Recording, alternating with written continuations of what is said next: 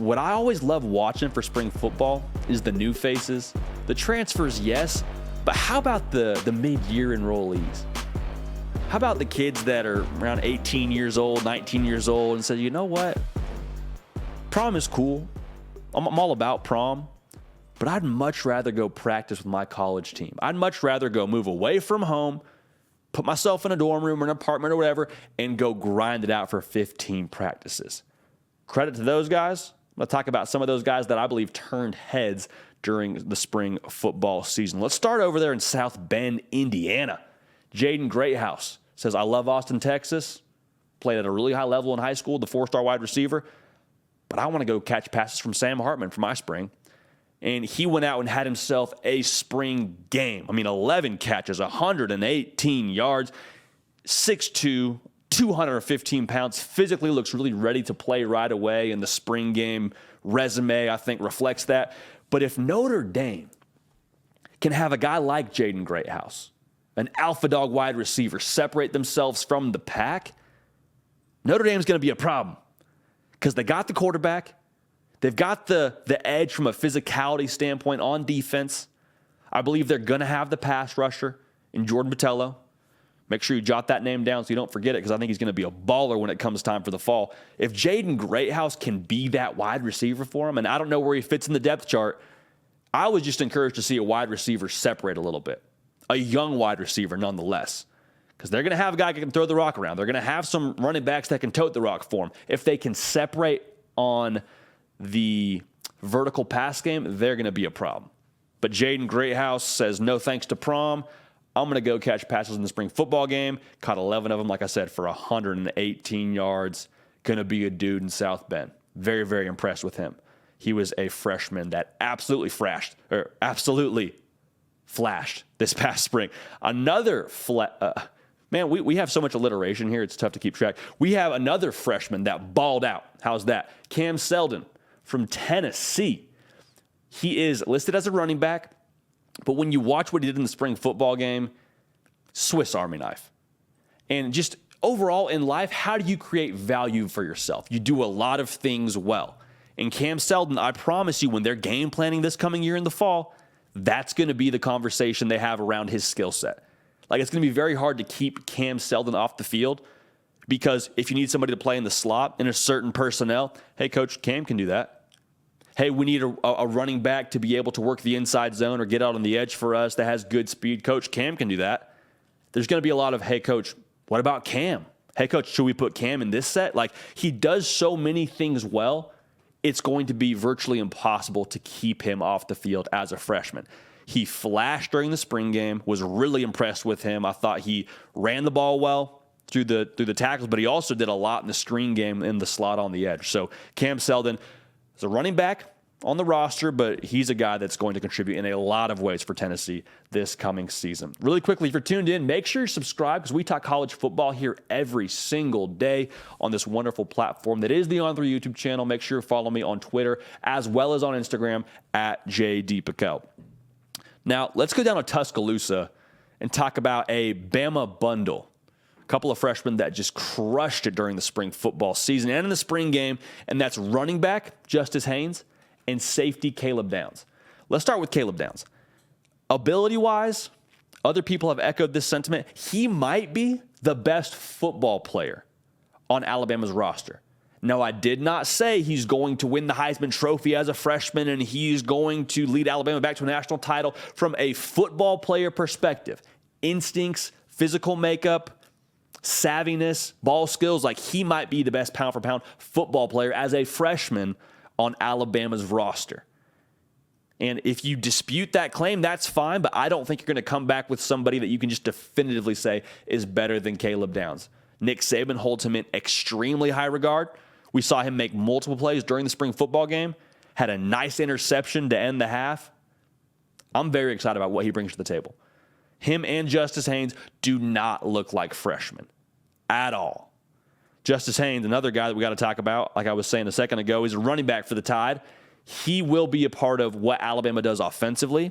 To take that a step further, I believe he's going to have a role in establishing the identity of Alabama's offense. Because we'll talk about it here in just a minute when we get to talking about what the physical approach will be for Alabama on that side of the ball. But let's be real, they're going to try and run the football. Like Jason McClellan will be a part of that. I believe Justice Haynes will be a part of that. They're going to try to get back to old Bama. And you and I both know this. You don't get to play old school Bama football if you don't have dudes that can tote the rock for you. Justice Haynes had 3 touchdowns in the spring football game, had 2 rushing, 1 receiving. Versatile guy, hitting the ground running.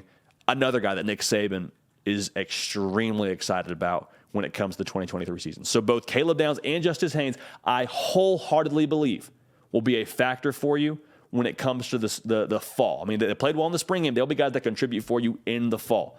I would not be surprised in the slightest if we see Caleb Downs starting. Would not be surprised in the slightest if we see Justice Haynes, at the very least, sharing carries early on in the year. Now let's talk about another running back here. Dylan Edwards. Small in stature, right around 5'8", kind of reminds you of a Deuce Vaughn or Darren Sproles, just because those are the shorter running backs that always get talked about and grouped together. Dylan Edwards from Colorado, the running back, I thought he played really well in the spring game, hit the hole extremely hard, no pitter-pattering of his feet, no trying to get to the outside, like he read the blocks well, and he's just real deal fast. Like a lot of guys say they're a 4.4 laser, they're 4 whatever laser, like all of that talk for Dylan Edwards can be backed up if he were the guy to talk about his own speed. I mean, he ran probably, it's estimated, a sub 4.4 when we got to see him this past summer. That's Charles Power, director of scouting and ranks for On3, reporting on that. And the way that I look at this, Dylan Edwards, one, he's going to play this year at Colorado. Okay, to be 100% honest with you, to be very, very clear, he's going to play this year. And speed is just, it's kind of like butter, right? Like when you're making a recipe and you're cooking something, you can always use more butter. There's never going to be a point where you say, maybe that's too much. Maybe don't add that to the recipe. It doesn't really taste very good. We don't want to overdo it on the butter. Same thing with Dylan Edwards and his speed. Yeah, I don't know if we want that sub 4.4 guy out there playing running back for us. Yeah, I don't know if he can help us. You always want more speed on the field. Even if Colorado weren't in the position they were in, Dylan Edwards, I believe, would be playing. It's worth noting as well, Dylan Edwards was at one point in time committed to Notre Dame. So it wasn't like Colorado was the only school after his services. He's going to be a baller for him this coming season. I guarantee that. Now, 2 more freshmen I want to talk about. We did the Bama bundle. Let's go to the Oklahoma Sooner 2 freshmen that I want to talk about. And it's safety Peyton Bowen and quarterback Jackson Arnold. Now, Jackson Arnold, we could talk about him in a different light if he's able to complete that final pass of the spring football game. And maybe it doesn't change the entire conversation around him, but he had a 2-point conversion that he's rolling out to the right, finds his receiver in the back of the end zone. Ball just goes through his receiver's hands. Great throw, but it could have been what we would have headlined as the game winner for Oklahoma during that spring football game. Of course, they're playing against each other, but the reality is both these guys looked the part. Okay, Jackson Arnold, was he clearly, who Oklahoma should now have as a starting quarterback, and we got a quarterback controversy on our hands? No, but he flashed multiple times during the spring game, as we told you he would. I believe it was like his second play of the game. Heck, might have been his first play of the game. Little zone read action, tucks it down, goes 50 yards. Now the ref called him down, but a lot of people that saw him tuck it and run were like, okay, dude can move now. He is a dual threat in every sense of the world. There's no sneaky athletic with Jackson Arnold. There's just athletic. Okay, and then also threw a frozen rope a little bit later in the game to Gavin Freeman. Dime dropper. Okay, so Jackson Arnold is absolutely the future at Oklahoma.